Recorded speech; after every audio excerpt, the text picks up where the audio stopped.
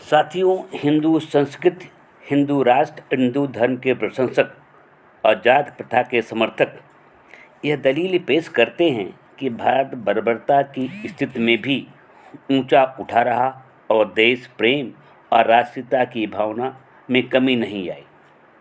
राष्ट्र के खातिर अपनी आहुतियाँ दी, किंतु इस कथन में कुछ भी सच्चाई नहीं है।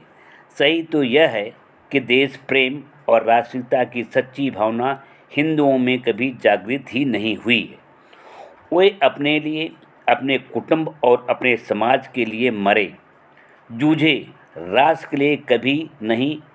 यहाँ जाति और धर्म के प्रेम में वीरता के दर्शन होते हैं, किंतु राष्ट्र प्रेम में नहीं।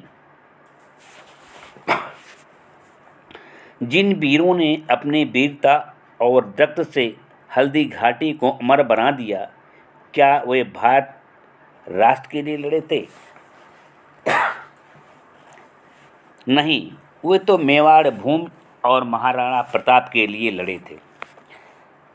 शिवाजी और उनके वीर सिपाही क्या राष्ट्र के लिए लड़े थे? नहीं, वे अपने राज्य विस्तार के लिए लड़े थे। इसी प्रकार पृथ्वीराज चौहान महमूद गोरी से अपनी प्रतिष्ठा और अपने प्रांत की रक्षा के लिए लड़ा था, और पृथ्वीराज का प्रतिद्वंदी जयचंद पृथ्वीराज के विनाश और अपनी मान हानि का बदला लेने के उद्देश्य से लड़ा था, न कि देश के लिए। यदि इन हिंदू वीरों में देश प्रेम की भावना होती तो एक होकर देश के लिए लड़ते। वास्तविकता यह है कि उनकी युद्ध वीरता में राष्ट्र के प्रेम मर्यादा का प्रश्न ही नहीं, स्वयं का स्वार्थ निहित था। कुछ हिंदू राष्ट्रवादी अपने समाज की परंपराओं को यह कहकर प्रशंसा करते हैं कि भारत जब तक स्वतंत्र रहा उसका कारण हिंदू समाज का कट्टरपन ही रहा। उनका कहना है कि वैदिक काल से लेकर बौद्ध काल तक भारत पर हिंदुओं का स्वतंत्र साम्राज्य रहा। कोई हमारी तरफ आंख उठाकर भी नहीं देख सका। बाद में कमजोरी बौद्ध धर्म के कारण आ गई, किंतु यह झूठी आत्मप्रशंसा है। इसका कारण हिंदुओं की संरचना और उनकी वीरता नहीं, प्राकृतिक साधन ही रहे। भौगोलिक दृष्टि से भारत की भूमि अधिक सुरक्षित रही। भारत तीन तरफ से सागर और उत्तर में हिमालय की गगनचुंबी चोटियां हैं, जिनके पार करके बाहर से किसी का आना अति दुर्लभ काम था, क्योंकि विश्व तब आज की भांति वैज्ञानिक दृष्टि से इतना आगे नहीं था कि यंत्रों, हवाई जहाज़ों की सहायता से एक स्थान से दूसरे स्थान पर तुरंत पहुंच सकें। किंतु ज्यों ही बाहरी जातियों को पता चला तो बाहर से आक्रमण होने शुरू हो गए। यवन आए, शक आए, हूण आए, कुषाण आए और अंत में फ्रेंच, डच, अंग्रेज आए। इन सबके आगमन में एक विशेष बात यह रही कि प्रायः सबने इन भारतीयों पर विजय पाई। एक से भी हिंदू अपनी रक्षा न कर सके और न अपने बल से उन्हें खदेड़ सके। यहाँ का जातिगत सामाजिक विभाजन देश की स्वतंत्रता कायम रखने का कारण रहा, ऐसा कहना बिल्कुल गलत है। वास्तविकता तो यह है कि यही जातिगत सामाजिक विभाजन देश की पराधीनता का कारण बना।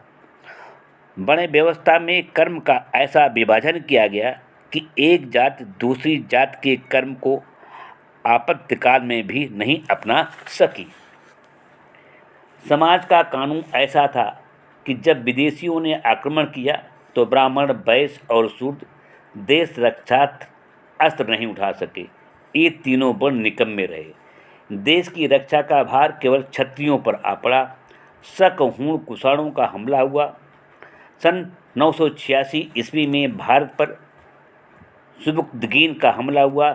उसके लड़के महमूद का हमला 11वीं सदी में हुआ। कन्नौज और मथुरा को उसने खूब लूटा। 1023 में सोमनाथ के मंदिर पर चढ़ाई की। इस मंदिर में पुजारियों की संख्या उसकी सेना के सिपाहियों से कहीं अधिक थी और इन पुजारियों कि नाई संख्या में आक्रामक की सेना से अधिक थे। मंदिर लुट गए, अविवाहित कन्याओं के साथ तक बलात्कार व्यभिचार हुए, किंतु नाई और पुजारी चुप रहे क्योंकि लड़ने का व्यवसाय उनका नहीं था। यही हाल तैमूर लंग के आक्रमण के समय हुआ। मारकाट के समय लाखों की संख्या में भाग खड़े हुए, आबादी का उजाड़ हो गया, किंतु उन्होंने तैमूर का सामना नहीं किया। कहते हैं कि जब राणा सांगा का बाबर के विरुद्ध घोर संग्राम हो रहा था तो सीकर के किसान खेतों में चुपचाप हल चला रहे थे। इन सब पराजयों का कारण क्या था? केवल यहाँ का सामाजिक संगठन। एक वर्ग जिसको नगर प्रवेश का निषेध हो, जिसकी छाया मात्र से हिंदू अपने को नापाक समझते हों, जिसे सड़क पर चलने की स्वतंत्रता न हो, क्या वह युद्ध के समय सवर्णों के साथ कंधे से कंधा मिलाकर दुश्मन का सामना कर सकता था? कदापि नहीं।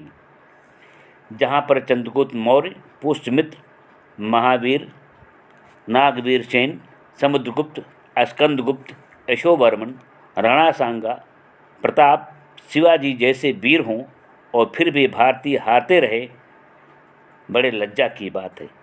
यही बड़ी व्यवस्था राह की रुकावट बनी। इसी प्रकार यहाँ का सामाजिक विभाजन देश की स्वतंत्रता को कायम रखने का नहीं, देश को स्वतंत्र बनाने का उत्तरदायी है।